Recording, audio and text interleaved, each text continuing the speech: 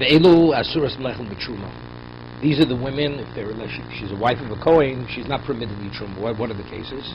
Omeres tmeani lo. She says to the husband, I'm contaminated. I mean, I committed adultery. Shebo edim she tmeo. Witnesses came and they testified she committed adultery. Omeres eni shosa. Let's say she sequestered herself.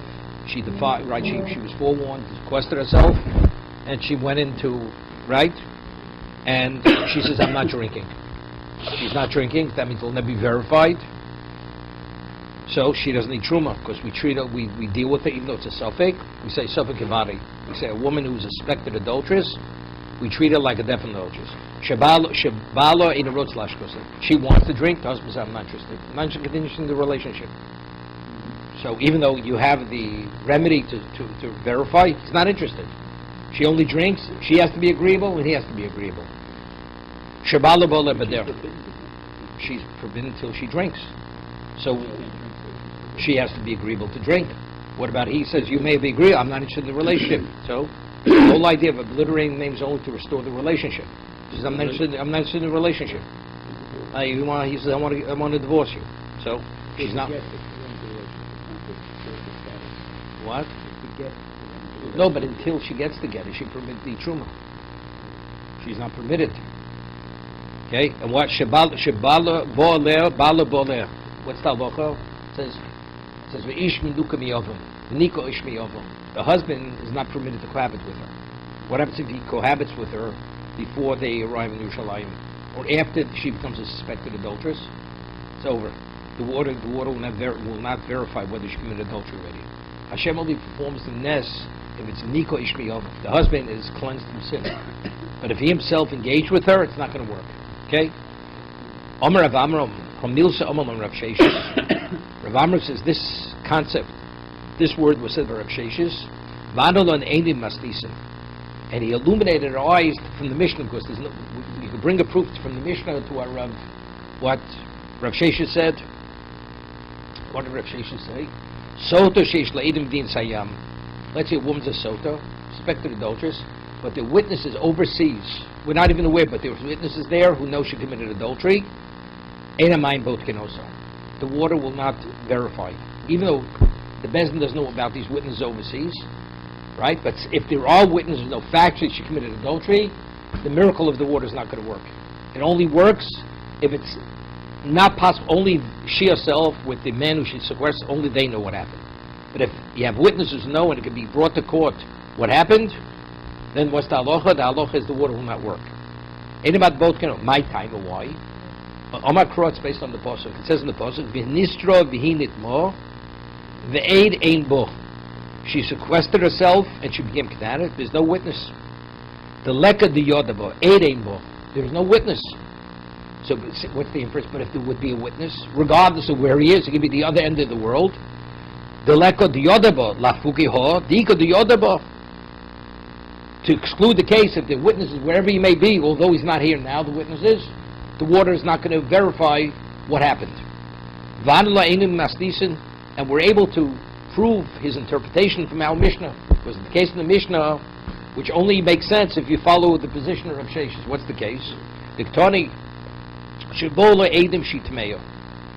Witnesses came and said she's contaminated. If a witness came, she's contaminated, she cannot eat truma. Cannot eat truma. Now, when did the witnesses come? So the Gemara asks, Emas also Eidim. Right? Shavo Eidim she Tameo. Also Eidim Emas. When did the witnesses come to say that she committed adultery? Look inside.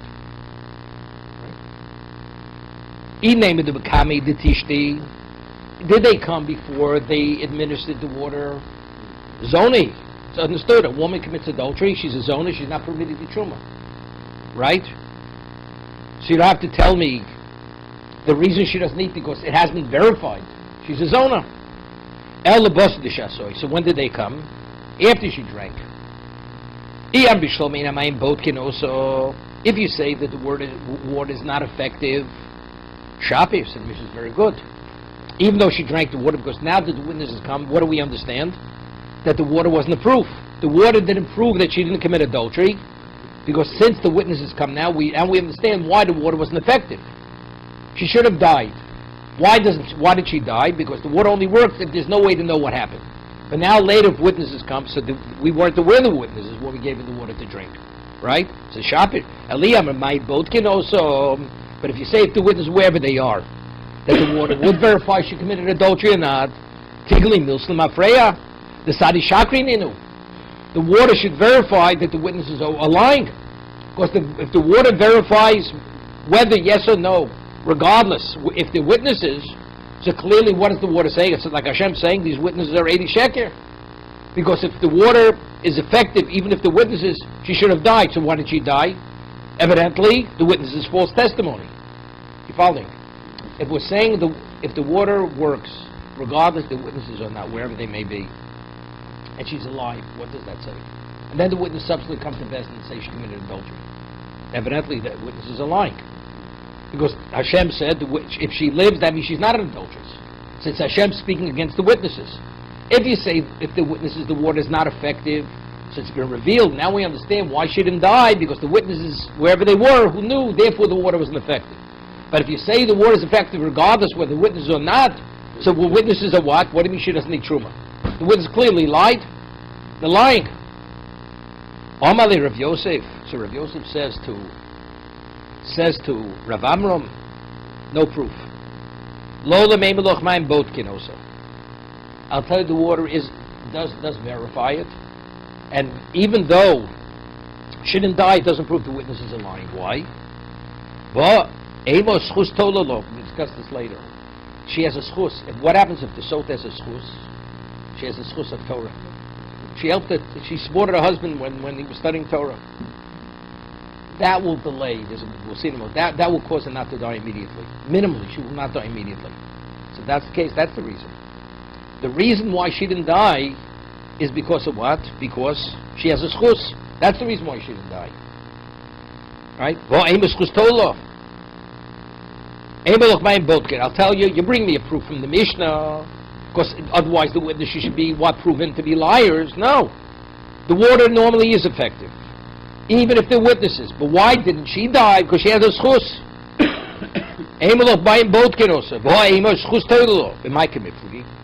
So what's the machlokes between Rav Amram and Rav Yosef? Rav Amram said it is a raya. It's a proof in the Mishnah. He brought a proof. He says, based on what Rav Shesha says, I see it in the Mishnah. Because otherwise, when the Edom come, they should be proven to be liars. The answer is the water wasn't effective. Rav Yosef says, no, it's no proof. Why isn't there proof? The answer is, because he says, maybe she has a schus. So what are they arguing? Misnabno. That even though she doesn't die and bloat immediately, her health immediately begins deteriorating. She already starts, her health has a reversal immediately. The Rebbe, Misnavna the Rebbe, when Rebbe says, when they have a schus tola, she's Misnavna, it's not, Rebbe ome schus tola b'mayim amorim.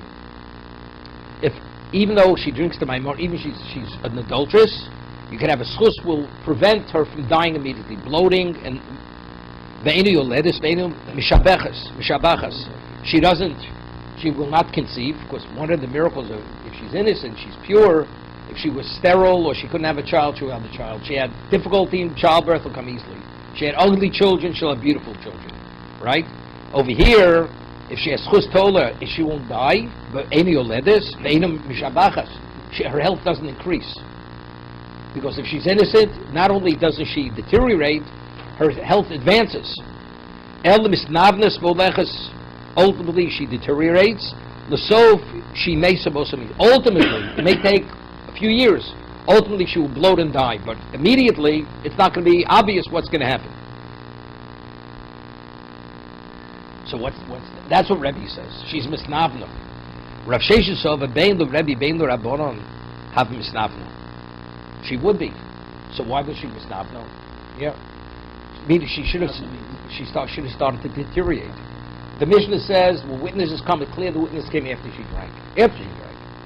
So evidently, she didn't start deteriorating right away. Why didn't she start deteriorating right away? The answer is, since the witness is somewhere in the world, so the water is not effective. So if the water is not effective, it's not even effective even on the most minimal level. Even that our health should start deteriorating.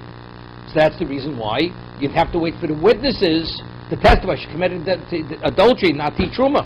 Until the witnesses come, she eats truma. Why? She didn't die. She didn't start deteriorating. The answer is because we were unaware. The witness is the other end of the world. Now witnesses come and they say she committed adultery. So now we understand why the water wasn't effective. According to Rav Yosef, he says no.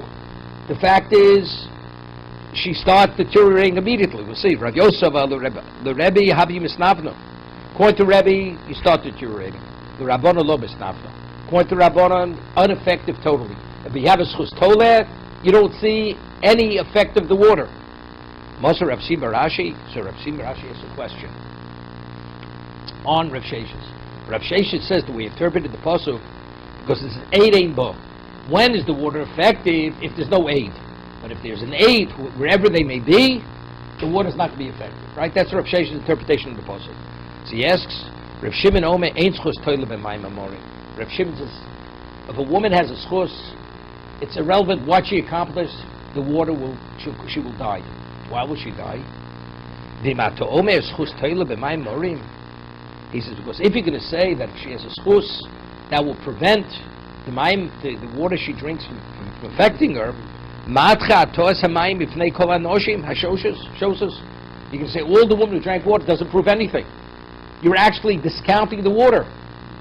Usually a woman, she's a suspected adult. She drank, that proves her innocence. She's vindicated. But if you're telling me that a schus is effective, now every woman who drank, it's not so simple, she's not adulterous. Maybe she did commit adultery. That's what Shimon is saying. You're actually disqualifying, discounting all the whole methodology of the water. You're going to be slandering all the women who didn't commit adultery, that they did drink. Everybody's going to say, it's not so simple. Maybe they had a schus, that's the reason why nothing happened. What are people going to say? Factually, they did commit adultery. El shetolen schus. That's what a schus. That's the reason why they didn't die. If you're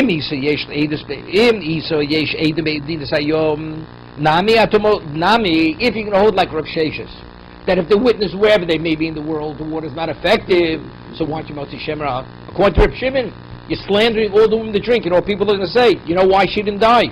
Maybe she is an adulteress. Because the witness is somewhere, who knows where, they know that she did commit adultery. So if it's clear from Rav Shimon is rejecting the rationale of what? The interpretation of Rav Sheshes. Because according to Rav Sheshes, we're stuck with the same problem. The women who drank, the people are going to say, why they didn't die? Because the Eidim, B'Medinas Hayam, wherever they may be, will know the fact, factually she committed adultery. Shame Ral, Al-Torah Shishosu, Vehum Tmei Soyu. That's what people. Some more answer. It says, Reb Shimon Ka'amrit. You're asking Reb Sheshes Reb Shimon. Reb Shimon b'deschus lotal yedim namil. It's 100%. Just as Reb Shimon, he discounts the schus, that schus has no value. He's of opinion witnesses also have no value. Reb Sheshes never said his halacha according to Reb Shimon. But you're right. According to Reb Shimon, wherever the witnesses may be, if she's guilty, she will die. Just as if she has a schus, she will die. If the witness, she will die. Rav Sheshes is saying, according to the Chachamim, holds schus toleh, that if you have a merit, she will not die, and we're not concerned. Some people are going to say things, as Tosa says, because it's milslo shchicha, because it's something which is very rare, that you have such a schus that you prevent it. So people are going to assume with certainty she definitely did not commit adultery, because you see she's alive. It's the same thing. People are going to say maybe the witness is somewhere. Doesn't enter people's minds. So therefore, that's not considered. You're slandering the women who drank, and that they're alive is because of some other reason. Okay? Mosiv Rav. Okay? So what does Rav Sheshes say? Rav Sheshes says if you have Eidim B'Dinas Hayam, you have witnesses wherever they may be in the world, she drinks, the water will not be effective. Will not be effective. Now, what's the halacha? Let me give you an introduction. Halacha is, let's say a person consecrates flour for mincha. Magdish flour for mincha. And then the flour becomes contaminated. Could you redeem it? If I consecrate this table, right? And the table comes contaminated, could I redeem it? What does Howard say?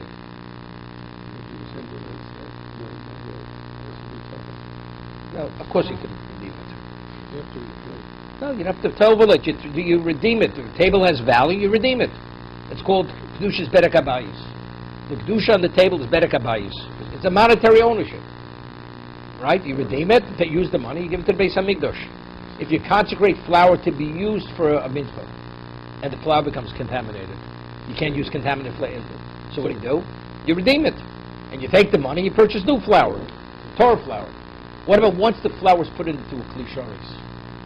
Once you put the flour into a ministering vessel, once you put it in the ministry, it assumes it's no longer called Kedusha's Domim, it's no longer a monetary Kedusha, it's called Kedusha's Aguf.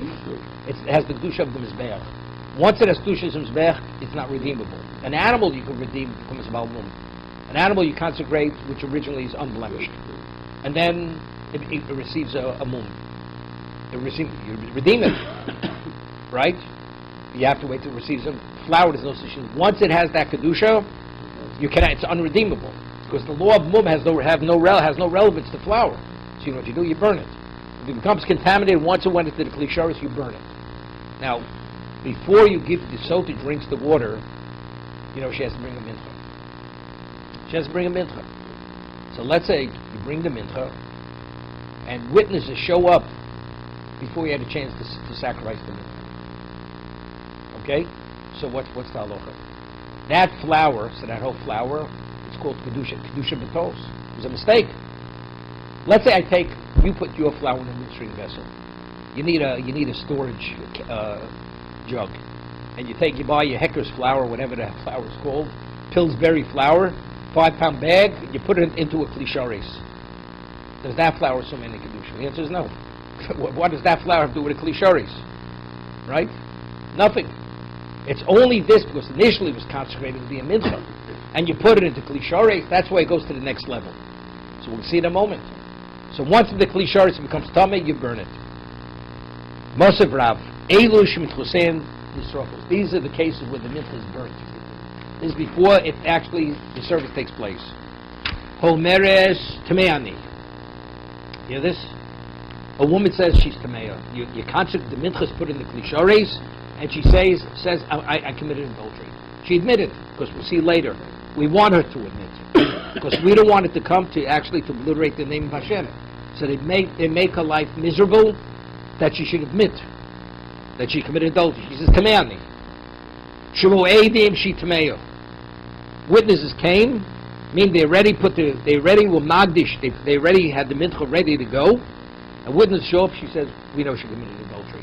You know what you do with the flour? You burn it. It's now 1-0. Shavu Eidim she Tameya.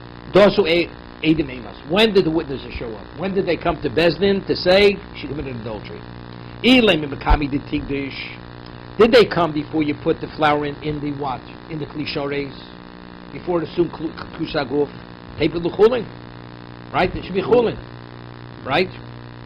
El lebasa the kodesh. You put it ready, you put it in the Kli Sharis. If you tell me the water will verify, even though the witness is somewhere in the world, the water will be effective, will cause her to die. So therefore, this is part of the process. The witnesses are irrelevant, wherever the witnesses are. So if the witnesses are relevant, the process goes forward. So that means the flour assumes Kedusha Aguf. So now that we can't go forward because now we have witnesses, what do? You have to burn it. But until the witnesses came, the process was a valid process. Almo bas migdash mikrav. So we see, even though the witnesses, wherever they may be, it has relevance to consecrate in the Kli Sharis, and even to be makriv. V'chi kodesh meikora shapik kodesh, and the original consecration, putting the Kli Sharis, was a valid hegdish. Umishum hodchi, and therefore mitchos and nisrefes, or something that's Kedusha's Aguf. Now we realize we can't use it. What do you do with it? You burn it. And also, if you're going to say, if the witness, wherever they may be, the whole process is not an effective process, the water will not verify it, or it has to be it's part of the process. Tigli mills, so the whole consecration was a mistaken consecration. What we call hegdish betos.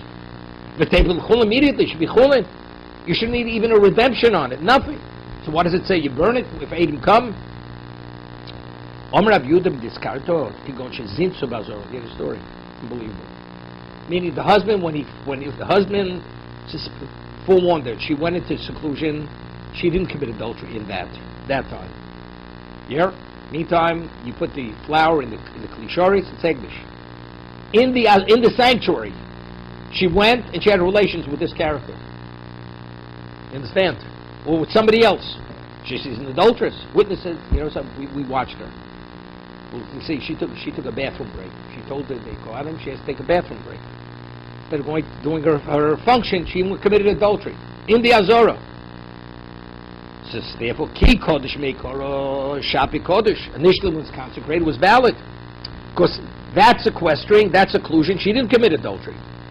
So therefore, it's valid. Now the witnesses come, they say, but post that moment, she committed adultery. Maskul of Misharsho. Somebody asks a question, how does she commit adultery? Although Pirchei Kunam Lavin Osov, hear this? She's with these young Kohanim, they're all around her. How did she commit adultery? She's under their supervision. So I'm saying, that's why I said either she committed adultery with this Chevron, or if she's an adulteress, she's not going to, what's his name? You're not going to give her water to drink. It's understood you're not going to give. She's an adulteress. The whole thing's to verify she should be permitted to the husband. But it's been established she's an adulteress. We can't get from who? Right? There's no point. So she's in some virchei kuna atzman. Hear this. Among the young Kohanim, one of them committed adultery with her. Okay? You let the fox into the chicken coop. What do you have? You don't have chickens. Ravashi Omar. Rashi says, no, you don't have to come up to the virchei kuna. Go chitznitzcho lekovel. Yeah? She said she needs a bathroom break. She had to do her function. The other pirchei kuna keep a talilot. You think they keep her under lock and key? They let her go. Right, this is before security cameras. Okay? It's like we originally said. Very interesting. Factually, if they're aiding wherever it may be, the water's not effective. So we ask the question, so why is the flour, it's Hegdish Betos, with the kabit, tape Luchulin, Midrabonon? Yeah, this. On a Torah level, factually, you don't have to burn it. You don't have to burn it, because it was never Kodesh. It was never consecrated. But what do people say? Factually, we were undergoing through the process, and at the time we didn't know. It was put in a klisharis. If you're going to say this flour is chulin, what do people say? Flour in a klisharis could be chulin. People won't understand the facts, the circumstance. But there's no, usually, if once it's consecrated, it doesn't mean chulin. You have to burn it. So people are not going to differentiate between this case and the ordinary case. Therefore, midrabanan, you burn the flour. Okay? The comment tape l'chulin midrabanan gzeir shem yom motzim klisharis l'chol. People are going to say that even if it's been the klisharis, it's able to revert back to an ordinary status. Therefore, midrabanan, when it's a sorfit on Torah b'doraisa, ain't sorfit. It's chulin. Midrabanan, because it's a gzeira, that's the reason why you burn it. Posha. Tosi has a question over here. Because there are many cases. Let's take a look at those here. One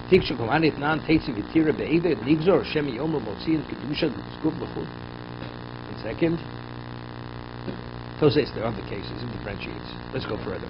Mosif Rav Mori asks a question. It says, Nidmeis mitchoso, achelo kitro bikli. What happens? She consecrates the flour, and then, before they put the klisharis, it became contaminated. What do you do with it? We're not talking about adults, regular case. Harehi, k'cholam enochos, v'tiv der, or v'tiv poder, you could redeem it. It only has kedushas domi. What about b'shekitcha b'kli? What about once it was put in the kli? Harehi k'cholam enochos, v'tiv sorei, you treat it like any other milk, you burn it. Because once it has kedushas klisharis, it's gone. What about kiddush hakometz? Now, what happens? How do you do the mitzvah? The Kohen takes a palmful of the mitzvah, right? And what do you do with it? No. You put it inside. You put it in another klisharis. Right. You take it out of this, you put it in another klisharis. Right. So the kometz has kedushas klisharis in another klisharis. Okay? Kiddush hakometz luhikris hakriva. And after you put it in, you didn't have achemes. The husband dies. See what happened? You're in the middle of, you took the kometz, put in the klisharis, and so what's the point? This is not leading for her to drink. Correct? Because the husband died. Oh, Ache may say she died. So what's the point? There's nothing to verify. The whole discussion's irrelevant now. He died or she died. No question. Since you're in the middle of the process, you burn it, finished. What about Koreva Komets? What happens if they sacrifice the Komets? They put on the Mizbeach. Well, he's Miklecho Shirayim, but you have the Shirayim, right? Komets all harmful. You have what remained. The remaining is Kodesh. That's, who is it eaten by? That's eaten by the Kohanim normally. It's Kedusha, it's Kodesh Kadoshim. A Mincha is Kodesh, it's the most advanced level of Kedusha, correct? Ad Shemesu, Ad Shemesei, Harik Chol HaMenochos, V'toichal. You eat it. No, V'tochal. The Kohanim eat it. V'teochel. The Mincha is eaten. The Shirayim is eaten. Why?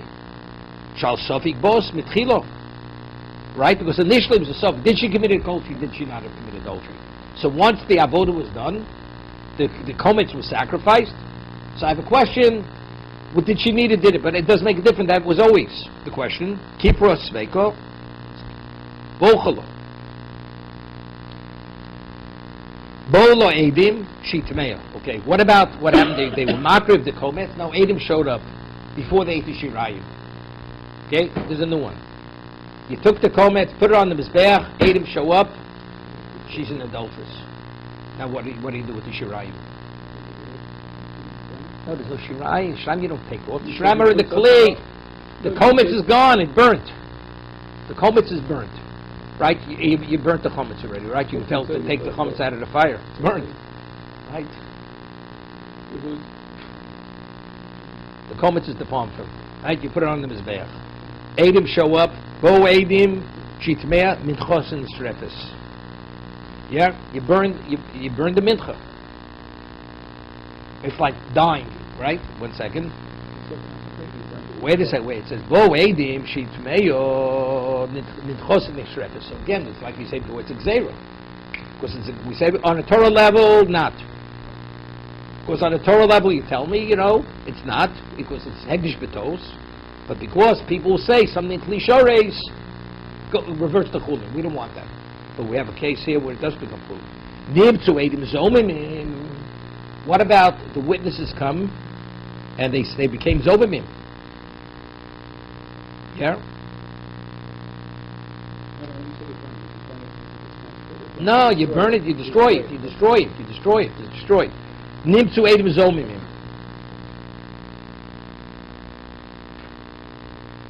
What about Eidim come and they find that the Eidim are conspiring witnesses? The Zomimim. Minchos Chulin. The Mincha reverts back to Chulin. Second.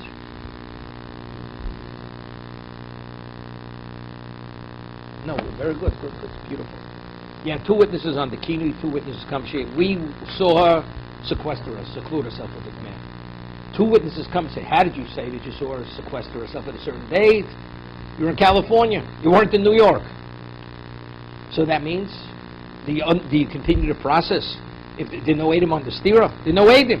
You can only become a suspected adulteress if you have 2 Eidim on the Kinui, 2 Eidim on the stira, on the seclusion. We have witnesses coming and prove that the witnesses who testified they saw the seclusion are false witnesses. So it comes out the whole process shouldn't have started. Correct? Even though the flour is put in the Klishores, so what's the status of the flour? You have to burn it. What do you do? But it says here that it's Chulin. Right, but it's Chulin. It would be Chulin, but it's in the Klishores. But it still says, according to Brisa. So we see that's not the case. We see there's no such thing as a Gzeira. If there be a Gzeira, that anything Klishores has to be burnt, if that's the rationale, so why does the Gzeira apply to this case? That's the worst question. If you tell me before the reason why you burn it is because even if they're Eidim, wherever they may be, it's still valid process, that's why you burn it. But if you told me before, no, on the Torah level you don't burn it. You only burn it because they can be confused with other cases. Right. So if that's the case, so why when you find the Eidim Zomim, since it already was in the Klishores, you should also burn it? Because people are going to say that the flour in the Klishores doesn't have Kedusha. Right? So why don't we say the same thing? So evidently this refutes what you said earlier. That proves it to be wrong. Hello, everybody with me? Okay. So the Gemara says something phenomenal. Okay?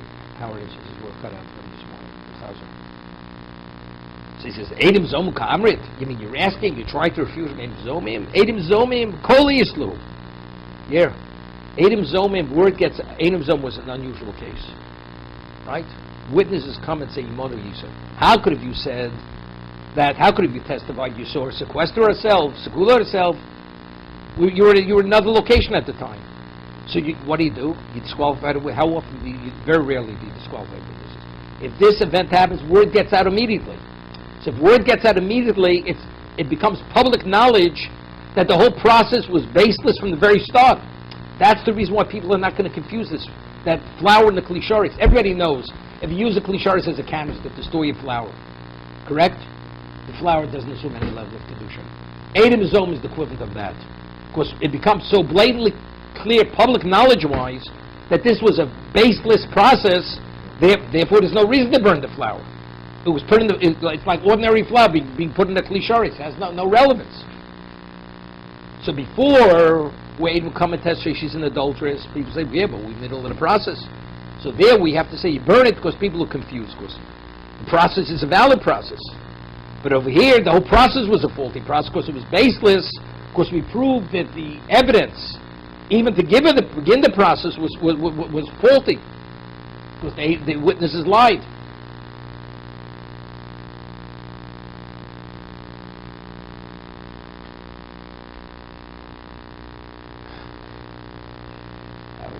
Okay.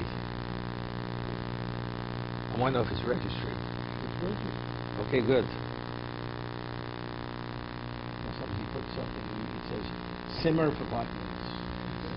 Okay? Stir for 5 minutes. Okay? Okay. Exactly. That's what's happening here. Okay? It's seeping in gradually. You have to have 2 witnesses. 2 on kinoi, 2 on stira.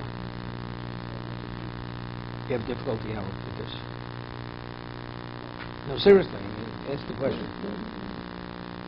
So you see what happens with they keep modifying what's going on with the mincha. Okay. No, it's explicit. We're quoting a price. Yeah. It says, "But Eidim Zomim, Right. it's chulin." Right. So we ask the question: it's chulin. What about the zero? Seems to people who can confuse this. With this case, nobody confuses, because everybody understands it has no relevance to the whole process. No, the housekeeper accidentally put ordinary flour into klisharis, right? In the Kohen Gold's klisharis, what? There's even a consideration. It's hekdesh, it's chulin. It doesn't belong there. If they're Eidim Zomim, which becomes public knowledge, it's obvious. The whole process, there wasn't a basis to start the whole process. So it's a challenge of what we did before. There's no challenge any longer. Well, you had to challenge the person. Papa says that you have to do it. No, we're not. These are quoting Mishnayos. We're not quoting for a purpose. These are Amoroim. We're quoting cases from Mishnayos and Brises over here. Okay. We're quoting the Mishnah says you got to burn A, B, C, D, and F. Right. So it has to be a repudiation of what we had before, right? So, but we answer it. What do we answer? It's Drabonon. So if it's Drabonon, so why is this case with Drabonon? Eidim Zom, you should also burn the Drabonon. Right. That's a refutation on that. You see, there's no such thing. We're answering, no, this case is different. Because Gzeir is old, because there's a confusion. Here, there's no confusion. You give him Malchus. You give him lashes for lying, that's it. No, it wouldn't have caused the death. It doesn't cause the death. Over there, it's just a process. You get the soda process, that's it. Tanya Kavosi Rav Sheshes. Here we have a Brises with Rav Sheshes. What does Rav Sheshes say? That if they're aiding anywhere in the world, the water will not be effective. Will not be effective. So the Gemara says, Tami. Rav Sheshes based it on his interpretation of the pasuk, but the Gemara is going to cite another pasuk. It says Tami. It's not based on the pasuk which Rav Sheshes cited, but rather it's another pasuk. Torah, when it says Torah, it says in the pasuk, she's Torah, v'lo she'esh lo eidim b'dinas hayam. Torah tells me it's Torah that's only if there are no witnesses somewhere. If they witness somewhere, it doesn't indicate she's Torah. Right? That's the if she's Torah. Factually, she's Torah. Meaning, irrefutably Torah. If the witnesses someday could show up and say she committed adultery, that means she's not Torah. Lo sheish le'edim di'asayamu, Torah shlo tos lo schus. Yeah? What about if she has a schus? That's not called Torah. Because ultimately, it's going to come to haunt her. Ultimately, she's going to die. He v'lo sheyisu v'yitnu bo. It says Torah, he. Whatever the people are gossiping about. People don't, they're blaspheming she committed adultery. Muzars b'levana, you have women, they do their crocheting in moonlight. What do you think women, they sit and they all crochet together? What do you think they talk about? They know things most people, the Bezdin doesn't know. That this woman has had some kind of illicit affair on the side. That's what they're talking about. If they talk about that, the water's not going to work. Torah he. She has to be so pure that nobody would gossip about her irresponsible behavior. Only then is the water effective. But if even people talk about that she had some kind of illicit affair, even though they're not qualified to testify in court, the water will not work. So why would you go to a situation of suffering if the water is supposed to work immediately? And now we're modifying the immediacy of the water. We're getting it to suffer. So the idea of going to this process is to find out immediately what happens. Here we keep saying that there are other circumstances that will happen. So in other words, we're challenging the effectiveness of the water. We keep pushing it off and off as well. This could happen. No. She'll drink.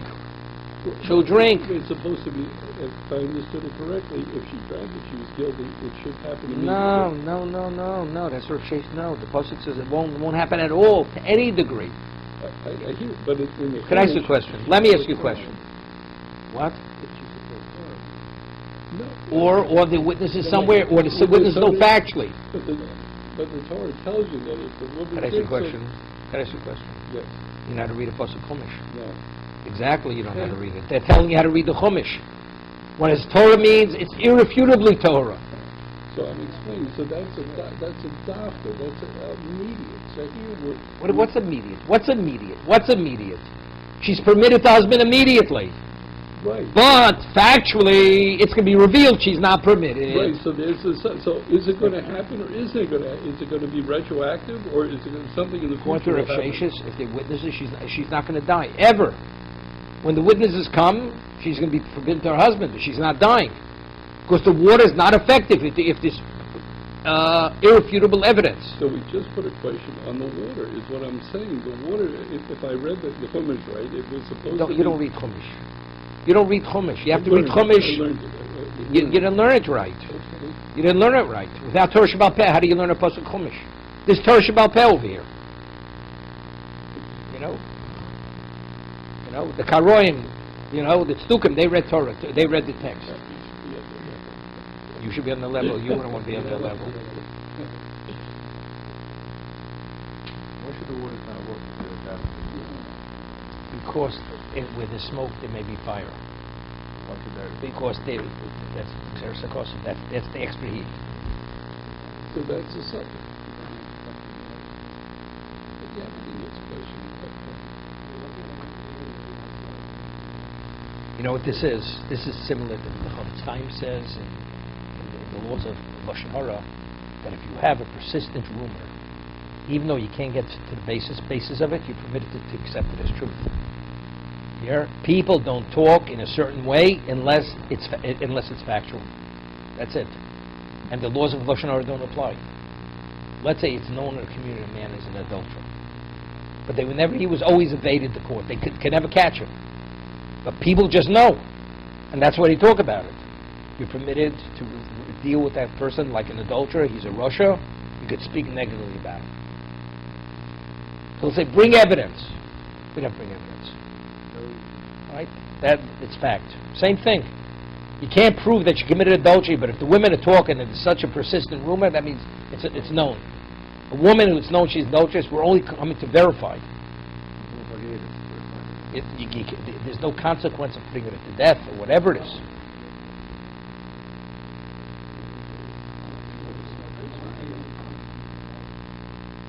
You don't need a code. What are we? They're not coming to warn. The Adam are coming to say she committed adultery.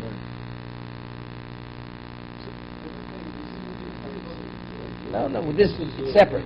If the witness is in Timbuktu, and this Eidus, and they're giving the water in Yerushalayim, the water will not be effective in any circumstance. No, she doesn't need Asra. No Asra. But the husband had a full one.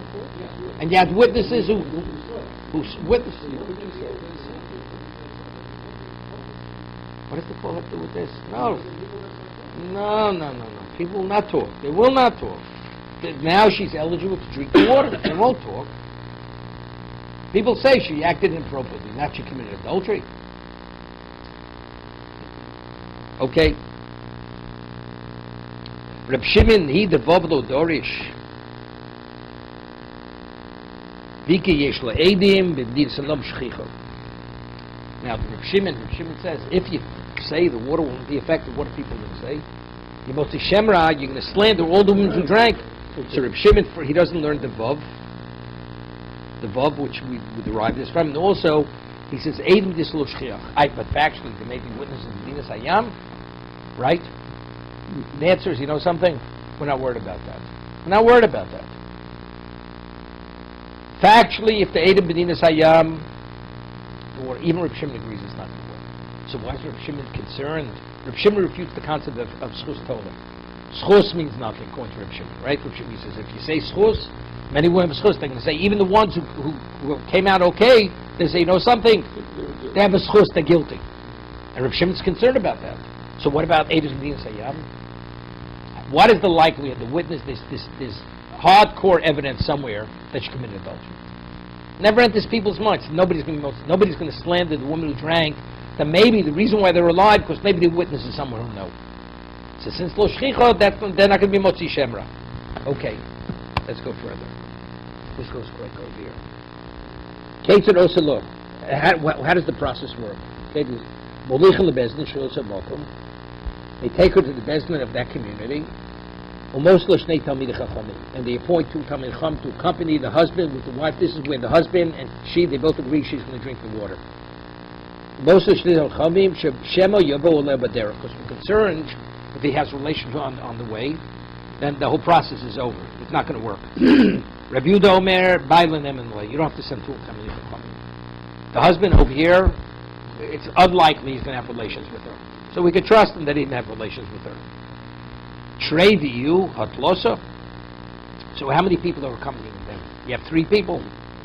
Leimam Saili the Rab. We just had this Gemara Kedusha regarding Yichud, right? Dom Rav Yudam Rab Lo Shara Levia. When does Rab say 2 men and a woman is not Yichud? That's only in the city. But if they're traveling, you have to have 3. Aval B'derach Adika Shlosha. Why? Shem Yitzorach Echad Handling the Kov. One person may have to go do his bodily function. So what's going to be if you have 2 people? So it's only one woman and the man. Right? So it's seemingly we have a riot. What do you have said? 2 Talmidei Chacham, 1 Talmud Chacham should be enough. What happens if he has relationships? If she has relations with her? You have to witnesses to testify. He himself had relations. So what's going to be when they arrive in Yerushalayim? He's going to administer water. But factually, she's not qualified because he had relations with her. So who's going to testify she had? If you have an Eid Echad, it's not enough. So more ask a question. So what if he Talmidei Chachamim? Right? Let him be 2 ordinary. If it's a question of testimony, have 2 ordinary people. You need 2 Talmidei Chachamim to testify. Some more answers. Proves the other Rab. The Omer Rab. Yudam Rab. When do we say 2 men and a woman? There's no concern. That of Yichud, that's only if they're upstanding Jews, like Talmidei Chachamim, Aval Prutzim. But if they're totally breached in this area, Afil Asur Namilo. If you have 10 men with 1 woman, there's concern they'll rape them one after another to have relations.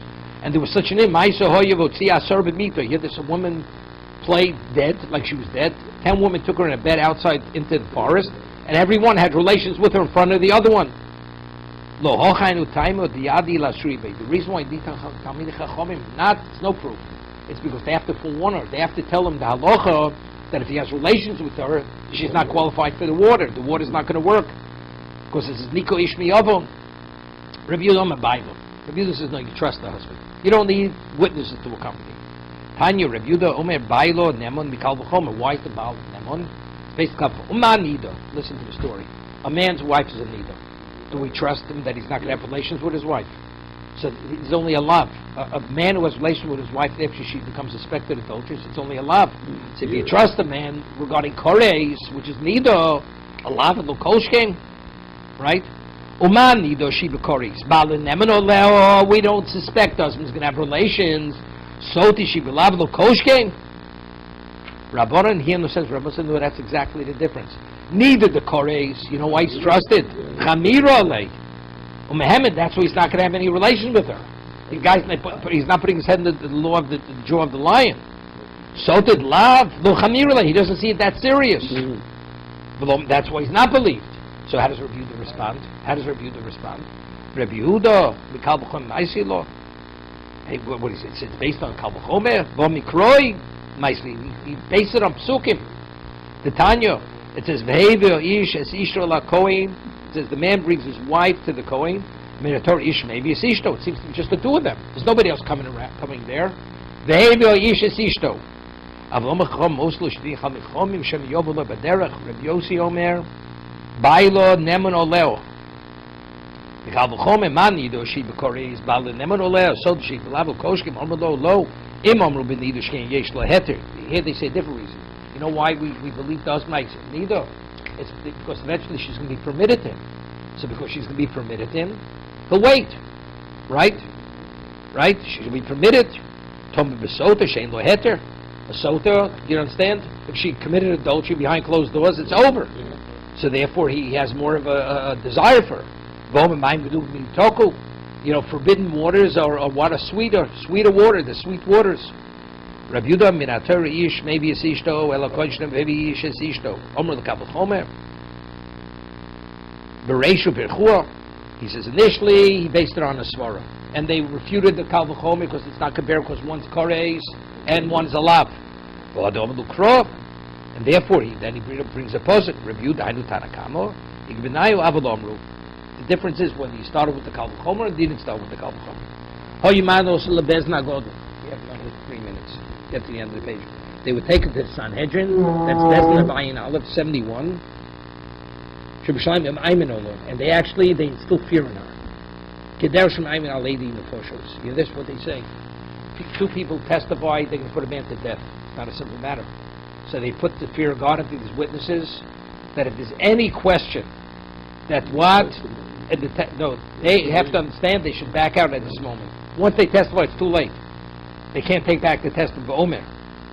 V'omrim lo. And they say to her, Biti, Harbe, Yayin, Ose. You know, wine has a tremendous effect. Harbe Schakos. When you act in a joyful manner with another man, it brings to not good things. Wine brings to not good things. This loose relationship, you know, having this levity brings to not good things. Yaldus Ose Harbe. Immaturity brings to not good things. Shchenim Aramos in lo Harbe. Right? You hang around bad people, as they say, you know. Nachman Tish would say, if you sleep with dogs, you get up with ticks. That was his thing. Okay? Nachman Tish, remember, he's a cousin, he's related to your cousin. Okay. Asu lishmo hagodl. Do for the sake of Hashem's name, because we don't want the name of Hashem to be obliterated. And they say things to her, things which she's not even worthy to hear. We compare it to the greatest tzaddik in the history of Klal Yisrael. She's not worthy, and her family's not worthy to be compared to these people. But you know something? We'll say anything to her that she should admit that she committed adultery, that the name of Hashem should not be obliterated. Right? What happens if she admits? After middle, she says, I committed adultery. Shaver says ksubas. The ksuba is gone. The woman's committed adultery, she forfeits the ksuba. It means she breaks it. Well, what is the kind of shaveris? That means you write her a receipt. Right? She writes a receipt. Okay? Okay? Whatever she's claiming, regardless of what they're putting it through, she's sticking to her guns. I'm Torah.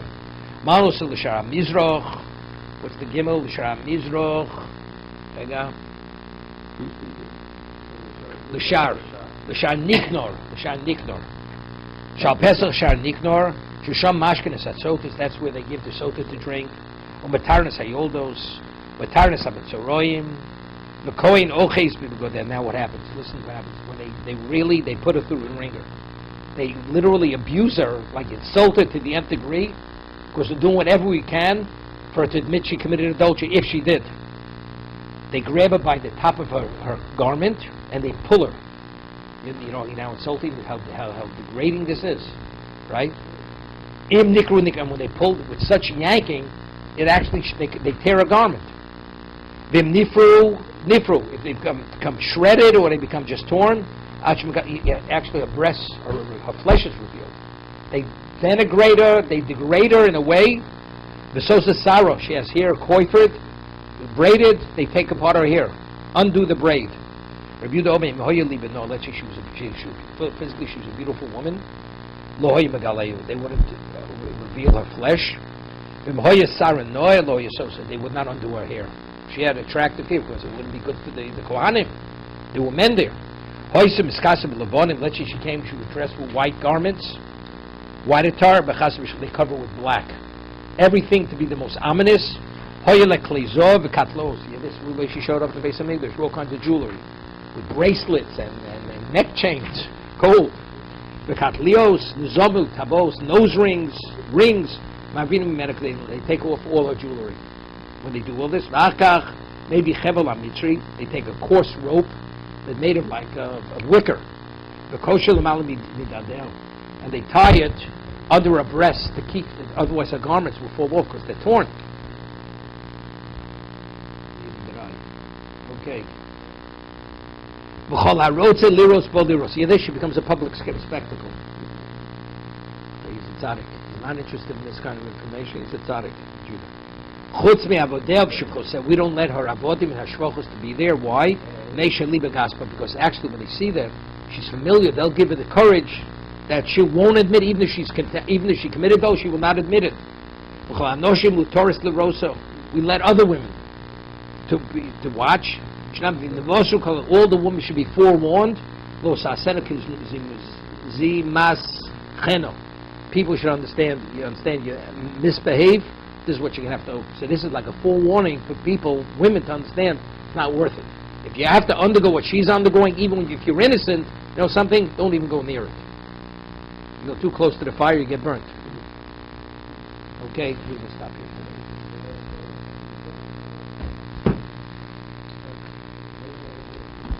She did it. She said she would. She did it. No,